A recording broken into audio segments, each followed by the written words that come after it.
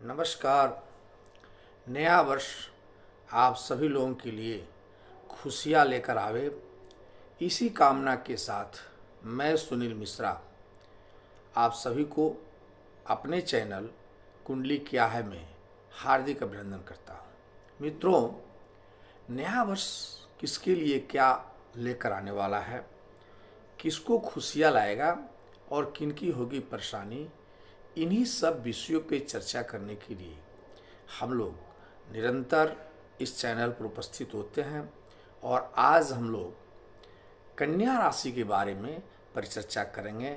चूँकि इसके पहले मैंने 5 राशियों की वीडियो माने मेष, वृषभ, तुला और वृषभ, मिथुन, कर्क और सिंह का वीडियो मैं अपलोड कर चुका हूँ।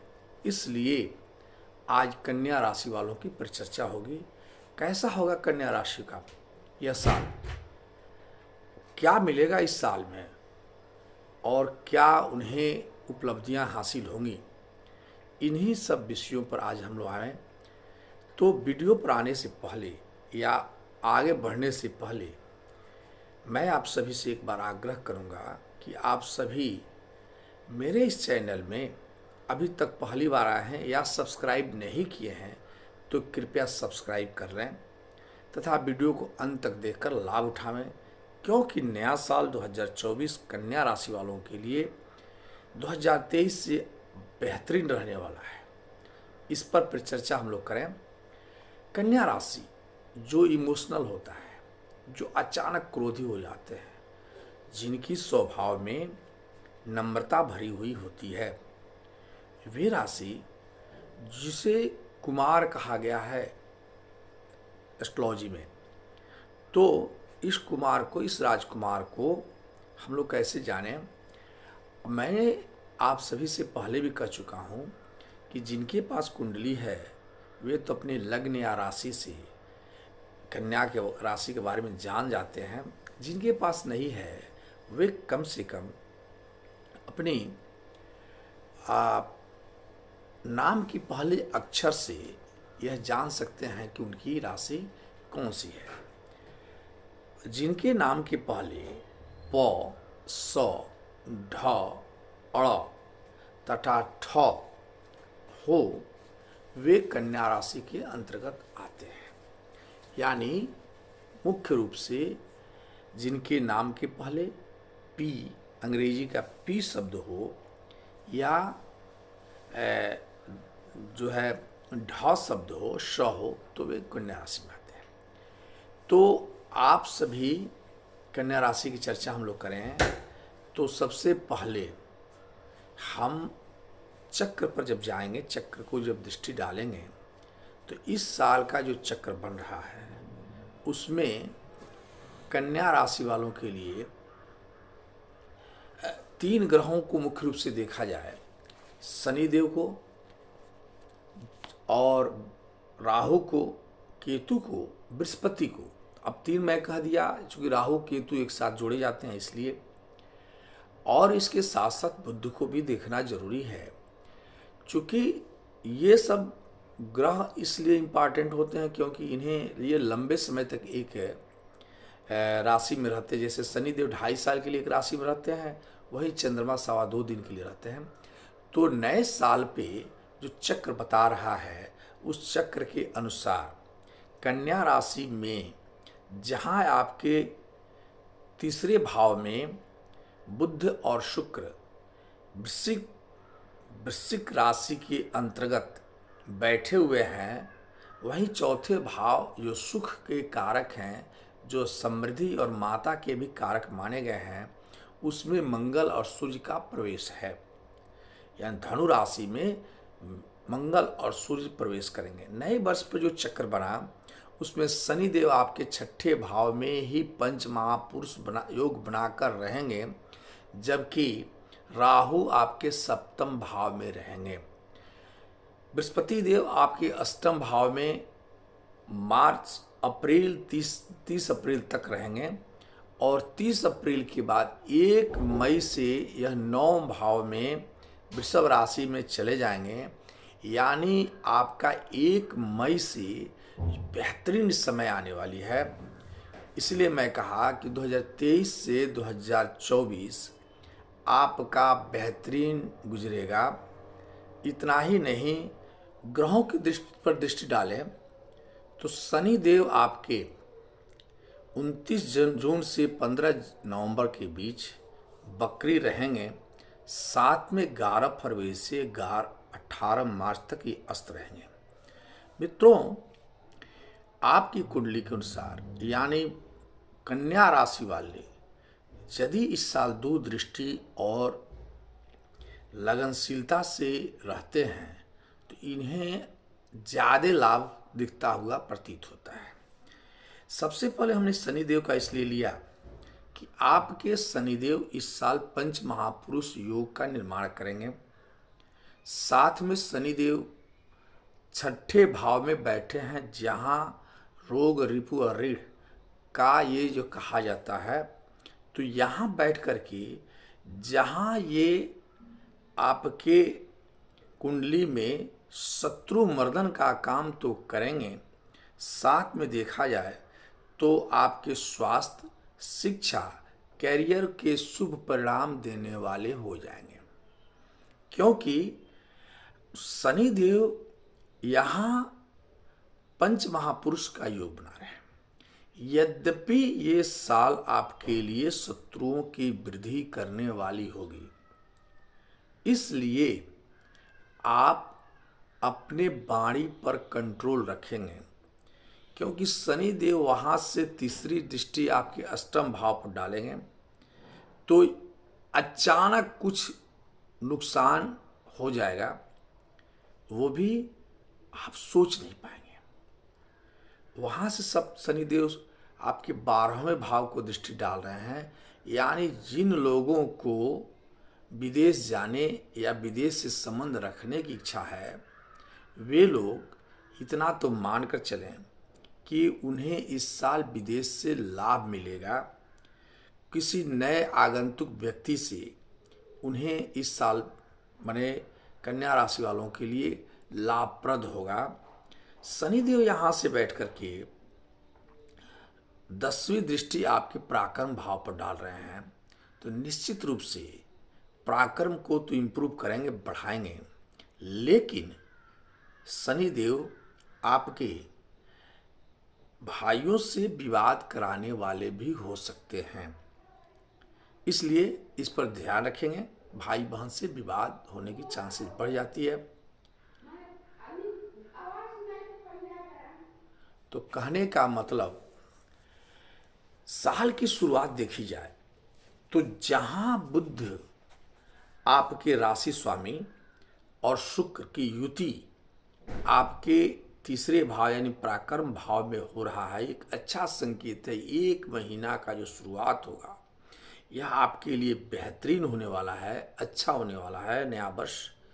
वहीं मंगल और सूर्य और मंगल जो कहा जाए वो चौथे भाव में सुख भाव में बैठे हैं, तो ये कह सकते हैं कि दो जो है अग्नि तत्व ग्रह जब सुख भाव में बैठेंगे, परिवार के घर में बैठेंगे, निश्चित रूप से परिवार के लोगों से आपकी वाणी से, आपके कृत्य से नाराजगी हो सकती है, या परिवार में आपसी नाराजगी हो सकता है। लेकिन वहीं ये सूर्य जो यश योग कारक बनते हैं, यहाँ पे मंगल जो है रोचक योग का निर्माण करता है, तो निश्चित रूप से इस साल की शुरुआत ही आपको भूमि वाहन दिलाने वाला हो सकता है। कन्या राशि वालों का शनि देव की बात अगर गुरु को देखी जाए तो 30 तारीख तक गुरु, 30 अप्रैल तक आपके गुरु अष्टम भाव में बैठे हुए हैं, जो अच्छा यद्यपि बैठे हैं मंगल के घर में, फिर भी यह संघर्ष कराने वाले होंगे। 30 अप्रैल के बाद जब मई में गुरुदेव का एंट्री होगा आपके 9th हाउस में, तब आपके भाग्योदय एक तरह से कहा जाए बेहतरीन समय चलने लगेगा। और ये मंगल बृहस्पति देव जहाँ पंचम दृष्टि आपके लग्न पर डालेंगे तो जहाँ शनिदेव आपके स्वास्थ्य में कमी लाने का प्रयास करेंगे, वहीं गुरुदेव आपके 9वें भाव में बैठकर आपको प्रोटेक्ट करेंगे। यानी ये कहा जाए कि यहाँ से आप बेहतरीन समय गुजारने का शुरुआत आपका होगा। वहीं राहु को देखें तो राहु आपके, मैं कहा कि राहु आपके 7वें भाव में बैठे हैं, तो आप इस साल अपने दाम्पत्य जीवन में पत्नी के स्वास्थ्य पर सतर्क रहेंगे, पार्टनरों से भी सतर्क रहेंगे, व्यवसाय में किसी से बहुत भी माने विश्वास नहीं करेंगे, क्योंकि व्यवसाय में चूंकि राहु यहाँ बैठ करके भ्रमित करते हैं, एक तरह से छाया ग्रह तो हैं, लेकिन यहाँ बैठने के बाद उस घर को बिगाड़ देते हैं जहाँ राहु बैठते हैं। तो जहाँ पत्नी के स्वास्थ्य में कमी लाएंगे, पत्नी के व्यवहार में रूखापन लाएंगे, वही राहु देव यहाँ बैठ कर के व्यापार में भी अड़ंगा डालेंगे। इसलिए व्यापार में आप वृद्धि करना चाहते हैं तो आप अपने विचार से यहाँ अपने व्यापार के बारे में सोच सकते हैं। सहयोगियों के पर बहुत विश्वास न करें। राहु देव यहाँ से बैठ कर के पंचम दृष्टि 1 2 3 4 5 आपके आय भाव पर डालेंगे। आय में वृद्धि तो राहु करा रहे हैं, यानी इस साल आपका आय अच्छा रहने वाला है। वहीं सप्तम दृष्टि इनका लग्न पर पड़ेगा, तो लग्न पर पड़ने का मतलब आपके स्वास्थ्य में भी कमी लाने का प्रयास करेंगे। यानी ये स्वास्थ्य आपका जो है वह बहुत माने ये कहा जाए कि स्वास्थ्य स्वभाव दोनों में कमी लाएंगे, जो चक्र बता रहा है। तो स्वभाव में रूखापन न लावें, मेरा यही आग्रह है। क्योंकि एक तो आप कन्या राशि वाले हैं, ऐसे ही आल अपसटम अचानक क्रोधी हो जाते हैं किसी बात को लेकर के। दूसरी राहु की दृष्टि पड़ रही है, तो आपके राहु के आपके स्वास्थ्य माने आपका जब व्यवहार बिगड़ेगा तो रिश्ते बिगड़ेंगे, और रिश्ते बिगड़ेंगे तो अनावश्यक रूप से आपका आक्रोश और बढ़ता चला जाएगा। इसलिए यह साल आपका यही संदेश है कि आप अपने स्वभाव को नरम रखेंगे। मित्रों, राहु देव यहाँ से बैठकर 9वीं दृष्टि भाई पर ही ले जा रहे हैं, पराक्रम भाव पर ले जा रहे हैं। आलस्य में वृद्धि करेंगे, इसलिए आलस्य को आपको नहीं लेना है, आलस्य से दूर रहना होगा। भाई से विवाद नहीं करना है, भाई के विवाद से दूर रहना है, भाई से के बातों बहुत इग्नोर कर देना है यह साल, इसलिए कि यह राहु जो है यहाँ बैठकर ये कराएगा। अब हम लोग क्रमवत चलें तो कैरियर के बारे में देखें। 2024 से कैरियर आपका बेहतरीन जाएगा। कहने का मतलब कि अप्रैल, अक्टूबर, नवंबर और दिसंबर ये समय आपके लिए कारोबार के लिए अच्छा रहेगा। शेयर मार्केट में और सहयोग करना चाहते हैं तो चूंकि इस साल की शुरुआत ही आपके लिए अच्छा रहेगा। बृहस्पति वहाँ बैठे हुए हैं, यानी 30 अप्रैल तक आपका लिए अच्छा रहेगा। निवेश करने वाले लोगों के लिए भी यह साल आपको निवेश कराएंगे, चूँकि बृहस्पति यहाँ बैठ करके आपके अस्थायी धन को देख रहे हैं, यानी अप्रैल की तक आपके निवेश के बारे में इच्छाएं जागृत होंगी और निवेश कराएंगे भी। जहाँ तक प्रेम और परिवार के बारे में बात करें तो मैंने कहा कि अप्रैल तक रिश्ते में थोड़ी गंभीरता लेकर रहेंगे, क्योंकि आपके जहाँ सप्तम भाव में राहु बैठे हुए हैं, वहीं फरवरी माह में मंगल और सूर्य की पंचम भाव में प्रवेश होगी। 16 जनवरी से सूर्य देव वहीं आ जाएंगे। 16 जनवरी से मकर राशि में आपके आ जाएंगे, और मंगल भी पीछे से वहाँ पहुँच चुके होंगे। तो यहाँ आपके प्रेम संबंध में थोड़ी सी परेशानियाँ आ सकती हैं। तो ये 3 महीना आपको सोच कर चलना है, लेकिन मई के बाद यह समय बदलेगा और आपके घर में जिनकी शादी नहीं हो रही है उन्हें शादी की इस साल योग बन रहा है, क्योंकि बृहस्पति की 9वीं दृष्टि आपके पंचम भाव पर पड़ेगी। वही संतान की जिन्हें कमी दिखती है वह संतान भी उन्हें हासिल होंगे। मित्रों, जहाँ तक प्रेम परिवार के बाद स्वास्थ्य के बारे में देखी जाए तो स्वास्थ्य के बारे में आपकी थोड़ी सी परेशानी रहेगी, क्योंकि राहु की दृष्टि आपकी लग्न में पड़ रही है। यद्यपि गुरुदेव मई के बाद इस पर प्रोटेक्ट कर रहे हैं, लेकिन फिर भी आपकी उदर विकार या कहा जाए कि न्यूरोलॉजी से संबंधित, मूत्र से संबंधित रोग होने की चांसेस बढ़ जाते हैं। तो इस पर थोड़ा अलर्ट रहेंगे, अनावश्यक भोजन से ही बचेंगे, क्योंकि ये पेट से के रोग को वृद्धि करने वाले होते हैं। आर्थिक रूप से देखी जाए तो ये साल आपके लिए आर्थिक रूप से बहुत बढ़िया रहने वाला है। धन की कोई परेशानी नहीं होगी, बिजनेस आपका इम्प्रूव करेगा और 1 मई के बाद तो और इम्प्रूव कर जाएगा, क्योंकि आर्थिक रूप से स्थिति आपकी बहुत अच्छी रहने वाली है। ये साल कन्या राशि, चूंकि यह साल शनि का साल है, 8 अंक शनि का होता है और बुध जो है शनि के मित्र हैं, इसलिए भी व्यवसाय की दृष्टि से या आय की दृष्टि से देखी जाए तो ये साल आपके लिए आर्थिक रूप से बहुत बढ़िया रहने वाली है। हाँ, जीवन संबंध की बात करें तो मैं बार बार कहूँगा कि संबंध में सतर्क रहें, क्योंकि ये दशा जो है जहाँ पत्नी, माता, परिवार के संबंधों में थोड़ी सी दूरी लाएगा, वहीं जो है पॉजिटिविटी को देखें हम लोग, ये जो है कि पैतृक संपत्ति से संबंधित जो समस्या है वह इस साल दूर हो जाएगा आपका। और जहाँ तक देखें, आप यदि लेखन के कार्य में, कला संगीत के कार्य में या इन सभी क्षेत्रों में यदि आप काम कर रहे हैं तो ज़्यादा लाभ आपको दिखता हुआ प्रतीत होता है। इसके बाद से हम लोग देखें व्यवसाय की दृष्टि से भी यह साल अच्छा रहने वाला है। अब हम आपके बुध के बारे में देखें, चूँकि बुध आपका स्वामी है, तो 2 महीना यानी 9 अप्रैल से लेकर ये कहा जाए 10 मई तक का ये क्रीम पीरियड आपके लिए होगा। ये समय आपके लिए खराब होगा। यह समय इसलिए कि जब बुध देव आपके मीन राशि में यानी अपने नीच राशि में जाएंगे तो ये समय ज़्यादा परेशान करने वाला होगा। ये पूरे साल में 9 अप्रैल से 10 मई के बीच इसमें हम सभी थोड़ा सतर्क रहेंगे, क्योंकि मीन राशि में जाने पर ये अभी बकरी होकर जाएंगे वापस, ये परेशानी करने वाली होगी, क्योंकि 26 मार्च तक तो ये मेष राशि में रहेंगे। 26 मार्च के बाद पुनः ये बकरी होकर चले जाएंगे मीन राशि में। तो मीन राशि वालों माने यह समय अच्छा नहीं रहेगा। 14 जनवरी से यह मिथुन राशि में आएंगे, पंच महापुरुष का योग बनाएंगे। तो 14 जून से लेकर 29 जून के बीच का समय आपकी लाइफ का, इस साल का सबसे बेहतरीन पीरियड होगा। इस पीरियड में आप कुछ नया खरीदेंगे, कुछ नया करेंगे, कुछ नई उपलब्धि हासिल करेंगे। यदि सर्विस की प्रयास कर रहे हैं तो ये समय आपके लिए बेहतरीन होने वाली है।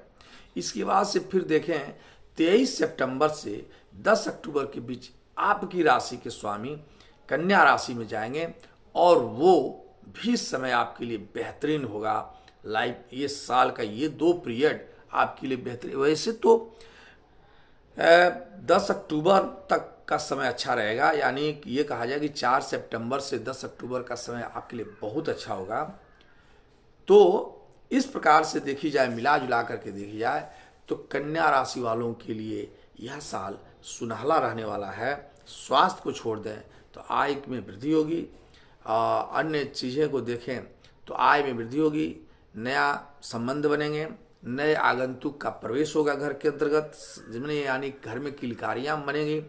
विदेश जाकर रहने वाले या विदेश पढ़ने वालों के लिए भी अच्छा रहेगा, विदेश जाने का योग बनता हुआ प्रतीत होता है।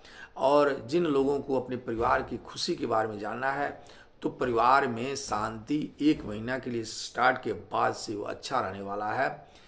मित्रों, अगर आपको अपनी कन्या राशि वालों को यदि किसी प्रकार की समस्या है तो आप गणेश जी की जो है कम से कम 21 दूर्वा बुधवार को निश्चित रूप से चढ़ा करके गणेश मंत्र के साथ उनकी पूजन नियमित रूप से करें तो आपकी समस्या दूर हो जाएगी, क्योंकि ये साल आपके लिए गणेश का ही साल है और ये साल पूरी साल आपको गणेश की पूजन करनी होगी।